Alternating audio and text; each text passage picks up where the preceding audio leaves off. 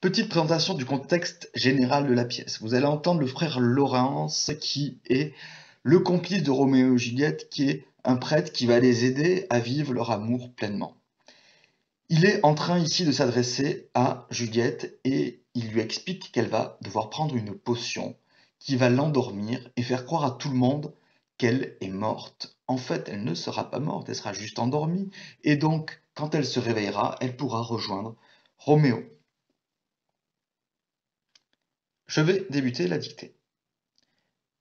Écoute alors, rentre à la maison, virgule, et l'air gai, et dis que tu consens à épouser Paris. Point. C'est demain mercredi.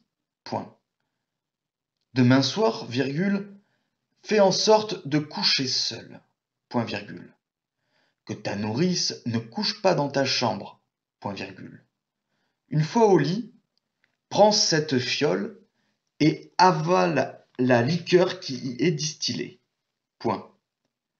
Aussitôt, virgule, dans toutes tes veines se répandra une froide et léthargique humeur. Deux points. Le pouls suspendra son mouvement naturel et cessera de battre. Point virgule. Ni chaleur, virgule, ni souffle n'attesteront que tu vis. Point final.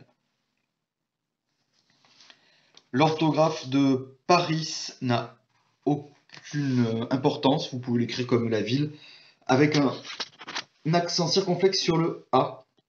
En ce qui concerne maintenant les passages à justifier, je vais vous demander de justifier la terminaison au tout début de la dictée de écoute. Pourquoi avez-vous écrit le verbe écouter comme ça avec cette terminaison? Deuxième passage à justifier le mot distiller au milieu de la dictée et plus particulièrement la terminaison que vous avez choisie. Et justifier bien sûr en faisant référence, il me semble que ça sera indispensable, à l'accord que vous avez fait ou pas. Enfin, dernier passage que je vous demande de justifier se répandra dans la phrase aussitôt dans toutes tes veines se répandra une froide et léthargique humeur. Donc, justifier la terminaison de répandra, l'orthographe de cette terminaison que vous avez choisie.